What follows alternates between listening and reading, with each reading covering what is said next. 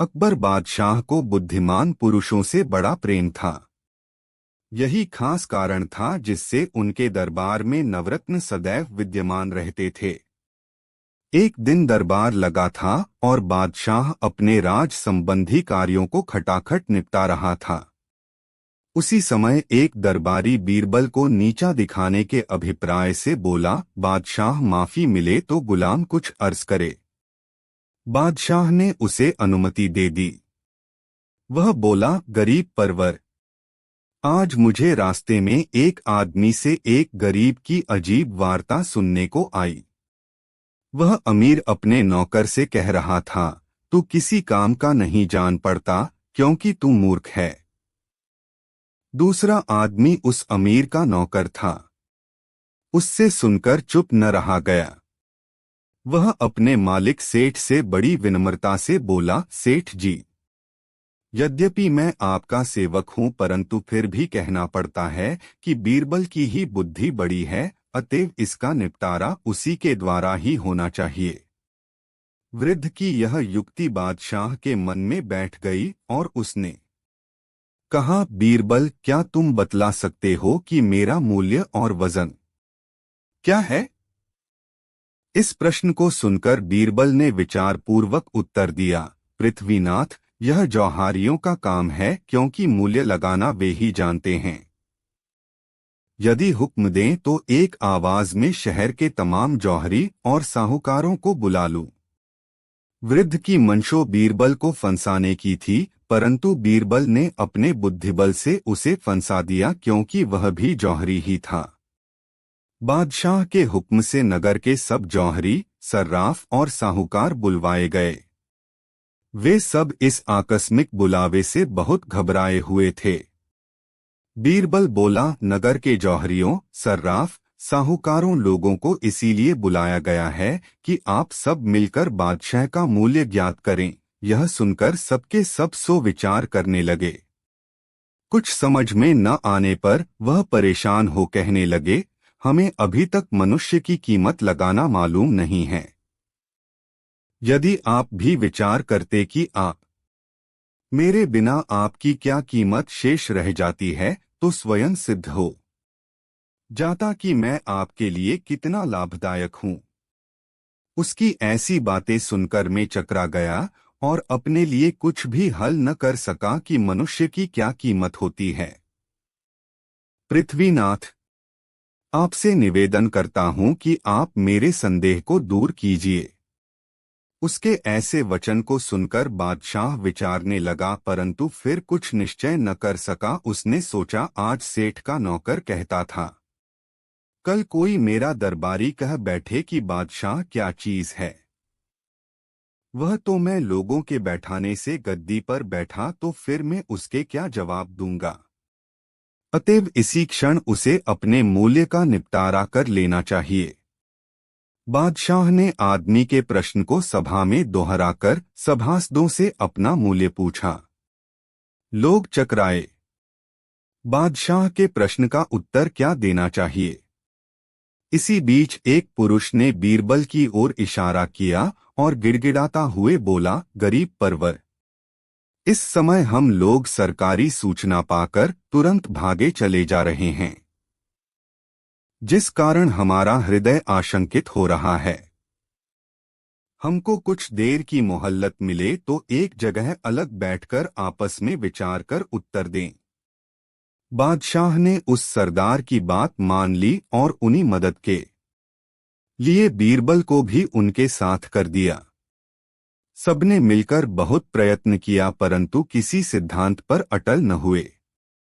बीरबल ने कहा, यह बात इतनी आसान नहीं है, इसलिए हम लोग चलकर अकबर से 15 दिन की और मोहल्लत ले लें। 13 दिन अपने अपने घरों में विचार करते रहें। 14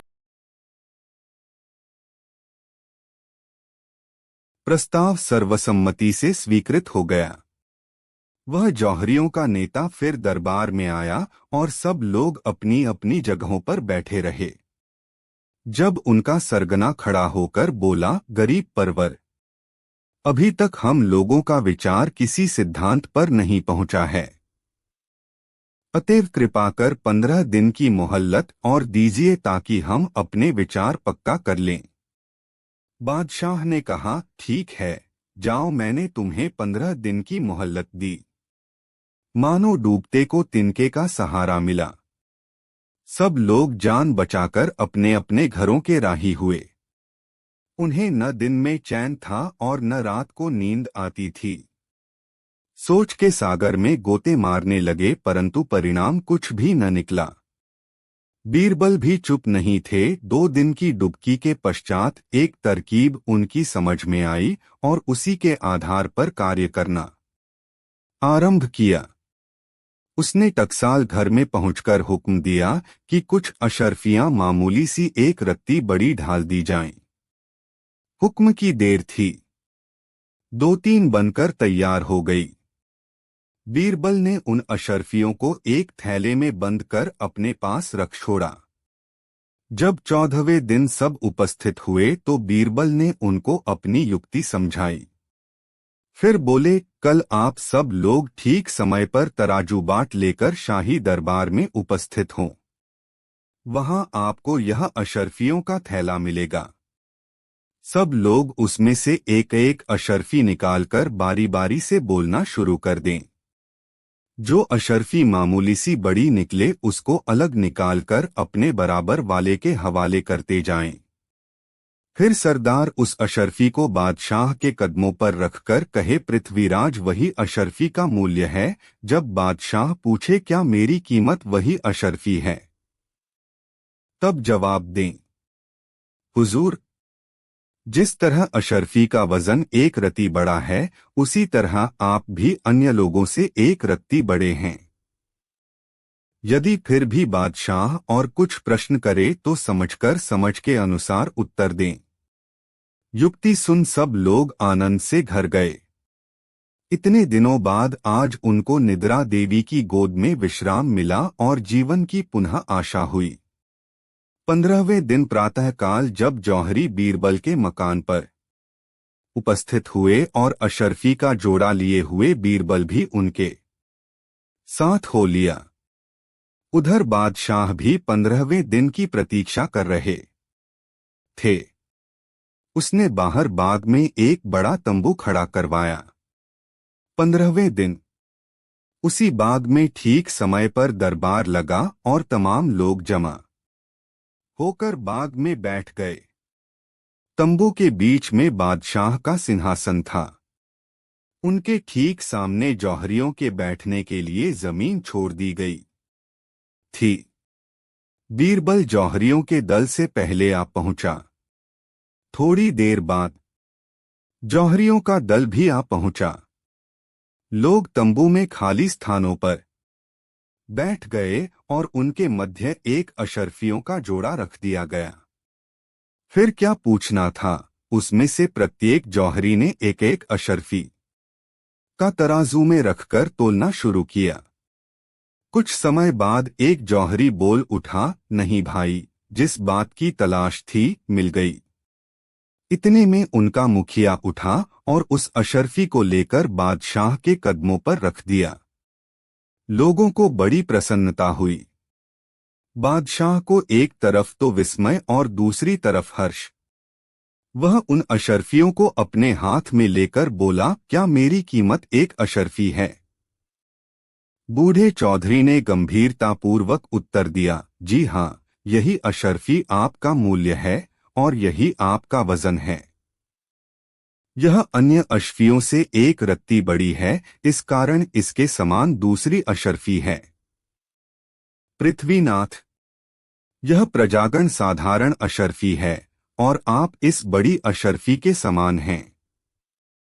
अकबर ने पूछा, क्या मुझमें और अन्य मनुष्यों में केवल एक रत्ती का अंतर है? सर्राफों का मुखिया बोला, जी हाँ, गरीब परवर, इसमें कुछ भी संदेह करने की बात नहीं है। आप में और आपकी प्रजा में केवल इतना ही अंतर है कि प्रजा आपके अधीन रहने के लिए बनाई गई। मैं और आप प्रजा को अपने अधीन रखने के लिए। आम जनता में जिस तरह आप बड़े समझे जाते हैं, उसी तरह यह अशर्फी अन्य अशर्फियों से बड़ी साबित हुई है। आपको बैठने के लिए ऊंचा आसन मिलता है और जनता वर्ग को बैठने के लिए नीचा आसन दिया जाता है। इन्हीं सबसे निश्चित हुआ कि एक अशर्फी ही आपका मूल्य है। जौहरी की उपरोक्त युक्ति भरी वार्ता सुन राजा गदगद हो गए और उसने उसके साथियों सहित अच्छा पुरस्कार देने की आज्ञा दी। जौहरी पुरस्कार पाकर मनहीमन बीरबल को आशीर्वाद देता हुआ अपनी मंडली सहित अपने नगर को चला गया। एक दिन सभा में बैठे बादशाह अकबर ने बीरबल को पगड़ी बांधने की कला की तारीफ की। उसी सभा में मुल्ला दो प्याजा नामी एक बादशाह का मुंह लगा सरदार था। बीरबल की तारीफ बादशाह से वह न सुन सका। मन ही मन अपने अपमान से चिढ़कर मुल्ला ने कहा, इसमें कौन सी बड़ी बुद्धिमानी है जिसकी इतनी बड़ाई से हा रही है। इससे कहीं अच्छी पगड़ी तो मैं बांध सकता हूँ। बादशाह ने प्रसन्न होकर दूसरे दिन मुल्ला को अपनी कला प्रदर्शित करने को कहा तथा उस दिन के आवश्यक कार्यों को निपटाकर बादशाह महल में चले गए। मुल्ला मन ही मन आनंदित हो रहे थे। दूसरे दिन बड़े प्रातः ही उठकर नित्य कर्म से निवृत्त हो सभा में समय से पहले ही जा पधारे। जो दरबारी आते वे देखते ही मुल्ला की पगड़ी की तारीफ करते। अंत में बीरबल सहित बादशाह भी आए। बादशाह को मुल्ला की पगड़ी देखकर बहुत प्रसन्नता हुई। बादशाह मुल्ला की पगड़ी की तारीफ करते हुए बोले, यह तो बीरबल की पगड़ी से सचमुच कहीं अच्छी बंधी है। यह सुनकर बीरबल बोले, जहां पनाह यह मुल्ला साहब की करामात नहीं है बल्कि इनकी स्त्री की है। वास्तव में तारीफ योग्य इनकी स्त्री है, न कि मुल्ला उसी के सहयोग से आज यह उस सम्मान का प्राप्त हुए। यदि मेरी बात सत्य नहीं है तो मुल्ला साहब अपनी पगड़ी खाल दें और हुजूर के सामने दोबारा बांधे। यदि ऐसी ही सुंदर पगड़ी दोबारा बांध लेंगे तो ठीक है, अन्यथा फिर यही समझा जाएगा कि इन्होंने अपनी स्त्री से बंधवाई है। बादशाह ने बीरबल की बात का मान लिया और मुल्ला साहब को पगड़ी उतारकर दोबारा बांधने का हुक्म दिया। मुल्ला ने पगड़ी उतार ली, किंतु वे बिना शीशे के पगड़ी नहीं बांध सकते थे। उन्हें इधर-उधर झांकते हुए देखकर बीरबल ने चुटकी ली और कहा, मुल्ला साहब क्या चाहिए? मुल्ला कुछ न बोले और अपनी पगड़ी बांधना आरंभ किया। शीशा न देखने के कारण उन्होंने जो पगड़ी बांधी उससे सब दरबारी और बादशाह हंस पड़े। मुल्ला बेचारे बहुत लज्जित हुए। बादशाह ने मन ही मन बीरबल की तारीफ की। प्रकट में बादशाह बोले, वाह मुल्ला साहब, आपने तो कमाल कर दिया। जो काम आप स्वयं नहीं कर सकते वह अपनी स्त्री से करवाते हैं। एक दिन बादशाह अकबर अपने खास मुसाहिबों के साथ विराजमान थे। पास ही में उनके हाजिर नवाब हास्य मंत्री बीरबल भी बैठे हुए थे। हंसी मजाक का दौर चल रहा था। बादशाह ने खुश होकर बीरबल से कहा, बीरबल हमें कोई ऐसा खेल दिखाओ जो न तो आज तक किसी ने देखा और न कोई भविष्य में देख सके। बीरबल ने जवाब दिया, जहांपना ऐसा खेल तो दिखा सकता है, परंतु मेरी 3 शर्तें स्वीकार की जाएं। इन 3 शर्तों में मुझे 6 महीने का समय, 1 लाख अशर्फिया तथा बेअदबी के लिए दुआ की फरमाई जावे। बादशाह ने कहा, बीरबल हम तुम्हारी तीनों बातें स्वीकार कर सकते हैं, मगर किसी ने यह कह दिया कि यह खेल हमने पहले देखा है तो तुमको दी जाने वाली रकम हम जुर्माने में हर जाने के साथ वसूल करेंगे। बीरबल बोले, मुझे स्वीकार है। तब बादशाह अकबर ने 1 लाख अशर्फियों की हुंडी लिखकर बीरबल को दे दी। एक दिन बीरबल के नौकर ने आकर अर्ज की, जहां पनाह आज दरबार में बीरबल हाजिर न हो सकेंगे। उनकी सेहत ठीक नहीं है, उनके गुर्दे में दर्द है। बादशाह यह सुनकर खामोश हो गए और नौकर ने सारा हाल बीरबल से आकर कहा। दूसरे दिन बीरबल ने फिर अपने नौकर को बुलाया और कहा, बादशाह सलामत से कहना कि उनके दर्द को कोई फायदा नहीं है और शाही तबीब ने फरमाया है कि आबो हवा बदलने के लिए उन्हें अकबरबाद छोड़कर किसी पहाड़ पर चले जाना चाहिए। इसलिए बीरबल 1 माह की छुट्टी चाहते हैं। नौकर ने आकर सारी बात बादशाह अकबर से कह दी। बादशाह को लाचार होकर उन्हें छुट्टी देनी पड़ी। कुछ दिन के बाद एक दिन डाक लेकर एक हरकारा आया जिसने एक साथ बादशाह सलामत की नजर किया। बादशाह अकबर ने खत पढ़ा तो मारे अफसोस के वह गश खाकर गिर पड़े। सारे दरबार में तहलका मच गया। आला किस्म का गुलाब जल, बेहतरीन फूलों की रूहें बादशाह सलामत के चेहरे पर छिड़की गईं और उन्हें होश में लाया गया।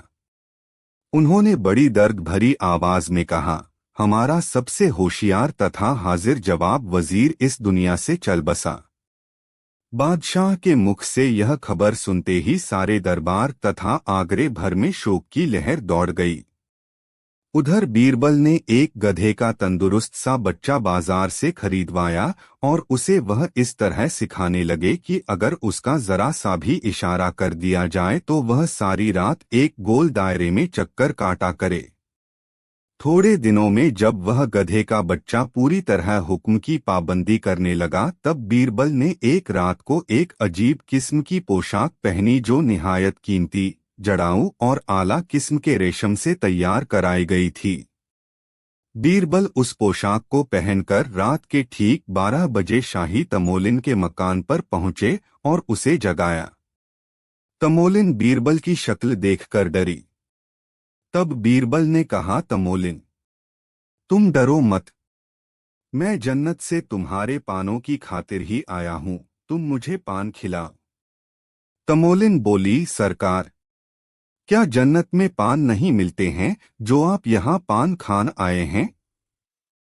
बीरबल बोले, तमोलिन, जन्नत में सब चीजें मिली हैं और वहाँ सब आदमी बराबर रहते हैं, कोई छोटा बड़ा नहीं है।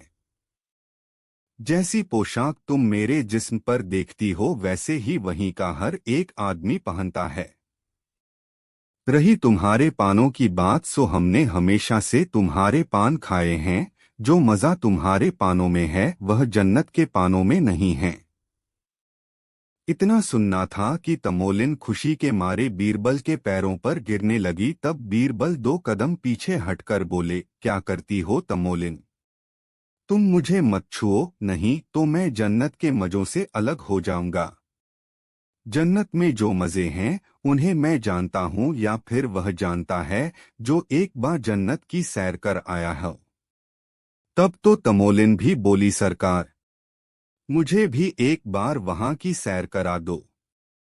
बीरबल ने कहा, तुम सैर तो कर सकती हो मगर वहां का रास्ता बड़ा कठिन है, केवल पहली बार ही उसमें दिक्कत उठानी पड़ती है, फिर तो जन्नत का उड़न खटोला मिल जाता है।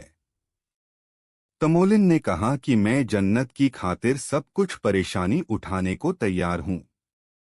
बीरबल बोले, तो सुनो, तुमको लिवाने में आज से तीसरी रात इसी समय आऊंगा, लेकिन तुमको बिल्कुल नंगा होकर वहां चलना होगा। रास्ते में अगर तुमने आंखें खोली तो तुम्हारी आंखें फूट जाएंगी। अगर तुम जिस्म का कोई हिस्सा चलाओगी तो वह उसी समय गिरकर टूट जाएगा। कम से कम 6 घंटे तुम्हें उसी तरह बैठना पड़ेगा। क्या अब भी तुम जन्नत की सैर को तैयार हो? जवान तमोलिन ने जवाब दिया, बेशक। बीरबल ने कहा, तो तुम फिर तैयार रहना, मैं बरसों आऊंगा। इतना कहकर बीरबल चल दिए और अपने मुकाम पर आकर सो गए।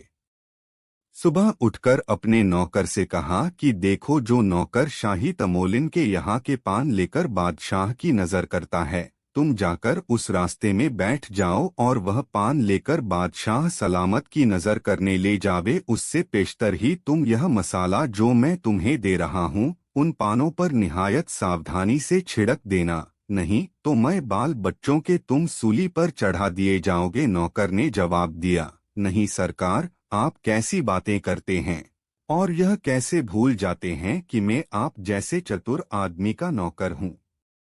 बीरबल यह सुनकर थोड़े हंसे और बोले कि अच्छा जाओ। नौकर इतना सुनकर खुशी खुशी वहां से चल दिया और बीरबल के कहे मुताबिक उसने वह मसाला शाही पानों पर छिड़क दिया और बीरबल के पास आकर मुंह मांगा इनाम हासिल किया। उधर शाही ख्वाजा ने पान ले जाकर बादशाह की नजर किए। बादशाह ने पान लेकर जो मुंह में रखा तो बदजायके से उनका तमाम मुंह खराब हो गया। उन्होंने हुक्म दिया कि शाही तमोलिन को फौरन हाजिर किया जाए। फौरन ही शाही तमोलिन पेशे नजर की गई। बादशाह ने गुस्से से कहा कि तुम्हारे पान बदजायके क्यों आए हैं? तमोलिन ने कहा, जहांपना, जब से मेरी माँ मरी है तब मैं ही रोज शाही पान का बीड़ा बनाती हूँ। बंदी को बेअदबी माफ हो, मेरे जैसे जायकेदार पान तो जन्नत की तमोलिन भी नहीं लगा सकती। इसीलिए वजीरे आलम बीरबल खुद जन्नत से यहाँ पान खाने के लिए तशरीफ लाते हैं। बादशाह को तमोलिन की बात सुनकर हंसी आई, लेकिन वह उसे दबाकर बोले, हम कैसे यकीन करें कि बीरबल तुम्हारे पास पान खाने आते हैं? तमोलिन ने जवाब दिया, आलीज़ा, बंदी झूठ नहीं बोलती। अगर आपको मेरी बात पर यकीन नहीं है कि आप मेरे मकान पर छुप कर रहेंगे, हो सकता है कि वह आपको देखकर रास्ते में ही लौट जाएं, और न तब आप मुझे झूठी करार दे दें। बादशाह ने कहा, मुझे तुम्हारी अर्ज मंजूर है, लेकिन तुम झूठी साबित हुई तो तुम्हें सजा दी जाएगी। शाही तमोलिन ने अदब के साथ पीछे हटकर अपने मकान पर आई। दूसरे दिन बादशाह अकबर शाम को 6 बजे ही शाही तमोलिन के मकान के एक कमरे में छिपकर बीरबल के आने का इंतजार करने लगे। उधर बीरबल को जब यह मालूम हो गया कि बादशाह तमोलिन के मकान पर तशरीफ ले गए हैं और छुप कर बैठे हैं, तो उन्होंने भी अपने चलने की तैयारी शुरू कर दी। आज बीरबल ने उस दिन से भी बहुत बढ़िया किस्म की पोशाक पहनी, जिसमें चारों तरफ कीमती मोतियों की एक आलीशान माला अपने गले में डाली, सर पर एक सेहरा बांधा, जिसके ऊपर बादशाह अकबर के तुरे से भी कीमती और खूबसूरत तुर्रा लगाया। फिर नौकर से पूछा कि वह गधे का बच्चा कहाँ है? नौकर ने जवाब दिया कि हजूर, आपके हुक्म से हमने शाही तमोलिन के मकान के हिस्से में छिपा दिया है। जब आप इशारा करेंगे मैं जाकर हाजिर करूंगा। बीरबल इतना सुनकर फिर बोले, देखो यह शाही परवाना है जिस पर शाही मुहर और शाही दस्तखत हैं। जब तुम देखो कि मैं उन दोनों को लेकर चल दिया तो तुम 10 मिनट पेस्तर दीवान खाने के पहरेदार हो यह परखाना दिखा देना। वह फाटक खोलकर वहां से हट जाएंगे, वह उस परवाने में लिखा हुआ है। मगर यह सब काम फौरन और खामोशी के साथ करना। नौकर ने वह परवाना अपने पास रख लिया और बीरबल को सलाम करके चलता बना। जब बीरबल ने देखा कि आधी रात करीब आने को है तो वह घर से निकल पड़े और धीरे धीरे छिपकर तमोलिन, अगर आज बीरबल नहीं आए तो सुबह मेरी जान की खैर नहीं है। इतने ही में बीरबल ने शाही तमोलिन को आवाज दी। अब क्या था, तमोलिन खुशी से उछल पड़ी और उठकर फौरन दरवाजा खोला। बीरबल मकान के भीतर दाखिल हो गए और खड़े खड़े ही बोले, अच्छा पहले तो पान खिलाओ जिसके लिए हम जन्नत से यहाँ आते हैं। तमोलिन ने फौरन ही पान का बीड़ा हाजिर किया। बादशाह अकबर ने जब बीरबल की आवाज सुनी और उन्हें यह यकीन हो गया तो उनके हृदय में बीरबल के प्रति प्रेम उमड़ा। तब वह फौरन कमरे से बाहर आए और बीरबल को गले लगाने के लिए हाथ आगे बढ़ा दिए। बीरबल निहायत अदब के साथ पीछे हट गए और सिर झुकाकर आदाब बजाया। तब कहने लगे, जहांपना, बेदबी माफ की जाए, अगर मैं आपसे अपना जिस्म छुआ दूंगा तो फिर मैं जन्नत में जाने के लायक नहीं रहूंगा। जो मजे जन्नत में है, वहां का 1000वां हिस्सा भी इस दुनिया के मालिक को नसीब नहीं हो सकता। इसलिए मैं जन्नत में ही जाऊंगा और कहीं मजे लूटूंगा। बादशाह ने देखा कि इसके जिस्म पर इतना कीमती लिबास है, गले में निहायत की कीमती जवाहरात जड़े हुए हैं, तब तो वाकई जन्नत में मजे हैं। बादशाह ने बीरबल से कहा कि बीरबल, हमें भी अपने साथ जन्नत ले चलो। बीरबल ने जवाब दिया, जहां पनाह, जन्नत में जाने का रास्ता बड़ा जिल्लत और परेशानी का है। आप रास्ते में बोलेंगे तो आपकी जबान गिर जाएगी, अगर आप देखेंगे तो आपकी आंखें खराब हो जाएंगी। आप अगर जिस्म का कोई हिस्सा हिला देंगे तो वह उसी समय टूटकर गिर जाएगा। करीब 6 घंटे तक बिल्कुल खामोश, आंखें बंद किए हुए एक ही तरह बैठना पड़ेगा। फिर नंगे होकर यह कपड़े बंद किए हुए एक ही तरह बैठना पड़ेगा। फिर नंगे होकर यह कपड़े उतारकर आप जा सकेंगे। बादशाह ने कहा, जन्नत के लिए हमको यह भी मंजूर है। बीरबल ने कहा, तो फिर आप तैयार हो जाइए, यह तमोलिन भी चलना चाहती है और ले चलना भी इसका ठीक रहेगा, क्योंकि हम लोगों ने हमेशा इसी के साथ हाथ के पान खाए हैं। बादशाह ने अपनी मंजूरी दे दी। तब बीरबल ने दोनों से कहा कि अब आप अपनी आंखें बंद कर लीजिए ताकि आपके कपड़े उतार दूं। आंख खुली होंगी तो आपको नंगा होने में शर्म लगेगी। तब बीरबल ने उन्हें नंगा किया और अपने नौकर से इशारा किया, जिस पर उसने चुपचाप लाकर उस गधे को पास ही खड़ा कर दिया। तब बीरबल ने कहा, होशियार, अब आपकी मंजिल शुरू होती है। यह जन्नत का रास्ता है। इतना कहकर बीरबल ने गधे की पूंछ की तरफ मुंह करके बादशाह अकबर को नंगा बैठा दिया और गधे के मुंह की तरफ नंगी तामोलिन बिठा दी और लेकर चल दिए। इधर नौकर ने शाही परवाना जाकर दीवान खाने के ख्वास को दिखाया और कहा कि अब आप शाही हुक्म की तामील कीजिए।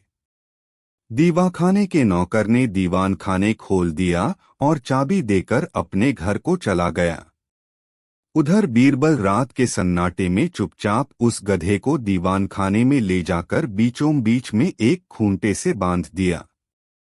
गले को बांधकर बीरबल ने जो इशारा किया तो उसने चक्कर काटना शुरू किया, जिस पर बादशाह और तमोलिन ने समझा कि अब हम जन्नत के रास्ते में जा रहे हैं और सोचने लगे कि जन्नत का रास्ता वाकई बहुत खतरनाक है, जो इतने छोटे दायरे में चक्कर काटना पड़ रहा है। इसी सोच विचारी में चुपचाप आंख बंद किए हुए गधे पर बैठे बादशाह और तमोलिन को सुबह हो आई, मगर गधे ने रुकने का नाम नहीं लिया। जब सुबह हो गई और सारे दरबारी तथा मुसाहिबों ने दीवान खाने में आकर बादशाह और तमोलिन को नंगा गधे पर बैठा दिया तो ताज्जुब करने लगे। सब आकर उन्हें अपने स्थानों पर बैठते जाते थे। जब बादशाह तंग आ गए और सोचने लगे, एक आंख खोलकर देखें तो सही, अभी कितना रास्ता तय करना है। एक आंख फूट जाएगी तो एक तो बाकी रहेगी। बादशाह ने जब अपनी एक आंख खोलकर देखा तो वह दंग हैं रह गए। सारा दरबार लगा हुआ है, जिसके बीचों बीच में एक गधे पर मादरजात नंगी तमोलिन और मादरजात नंगे खुद गधा चक्कर काट रहा बैठे हुए हैं। बादशाह गुस्से के मारे आग बबूला हो गए और उस गधे से उतरकर तमोलिन के एक लात मारी और भाग का हरम में सीधे घुस गए। लात लगते ही तमोलिन गधे से नीचे गिर पड़ी और शर्म के मारे वहां से भागी और अपने मकान में आई। बादशाह ने जनान खाने से हुक्म दिया कि बीरबल को अभी दरबार में हाजिर किया जाए, हम अभी आते हैं। हुक्म पाते ही बीरबल दरबार में हाजिर हुए। सब दरबारी तथा मुसाहिब उन्हें देखकर खुश हुए। मगर बादशाह के सामने पहुंचे तो बादशाह निहायत गुस्से से कहने लगे, बीरबल, तुमने हमारे साथ बेअदबी और बदतमीजी का सलूक किया है, हम तुम्हें कभी माफ नहीं कर सकते। बीरबल ने निहायत अदब और कायदे से झुककर सलाम किया और कहा, आलीज़ा, जो कुछ आप कहेंगे मैं करूंगा, परंतु एक बात अगर आप इजाजत दें तो मैं पूछूं। लेकिन पहले मैं आपसे न पूछकर दरबारियों से ही पूछूंगा। बादशाह ने इजाजत दे दी। तब बीरबल कहने लगे, मेरे प्यारे बीर व मुसाहिब व दरबारियों और खवासों, आप लोग बतलाइए, आज से पहले कभी आप लोगों ने यह देखा कि बीच दरबार सारी दुनिया का बादशाह एक तमोलिन के साथ नंगा, सो भी गधे पर सवार होकर चक्कर काटे? तो बतला दीजिए। दरबारियों ने कहा, नहीं नहीं, हमने आज तक नहीं देखा। तब बीरबल ने पूछा कि आप उम्मीद करते हैं कि आगे आप कभी ऐसा दृश्य देख सकेंगे? गैर मुमकिन, बिल्कुल गैर मुमकिन, चारों तरफ से आवाज आने लगी। तब बीरबल ने बादशाह से कहा, जहां पनाह, क्या आपने कभी पहले भी यह देखा है? और क्या उम्मीद करते हैं कि आगे आप कभी ऐसा दृश्य देख सकेंगे? गैर मुमकिन, बिल्कुल गैर मुमकिन, चारों तरफ से आवाज आने लगी। तब बीरबल ने बादशाह से कहा, जहां पनाह, क्या आपने कभी पहले भी यह देखा है और क्या उम्मीद करते हैं कि आगे कोई इस प्रकार बादशाह को नंगा करके दरबार में ला सके और गधे पर नंगा एक तमोलिन के साथ बिठा सके? बादशाह ने कहा, नहीं, कभी नहीं। तब बीरबल ने कहा, आलीज़ा, मैंने यह वही खेल दिखाया है जिससे आपने कहा था कि बीरबल, हमें कोई ऐसा खेल दिखलाओ जो आज तक किसी ने न देखा हो और न आगे कोई देख सके। उसी खेल को दिखाने को 1,00,000 अशरफी और बेअदबी की माफी की मंजूरी ले ली गई थी। अब आप जो कुछ भी सजा मुझे दे, मैं उसे बर्दाश्त करने को तैयार हूँ।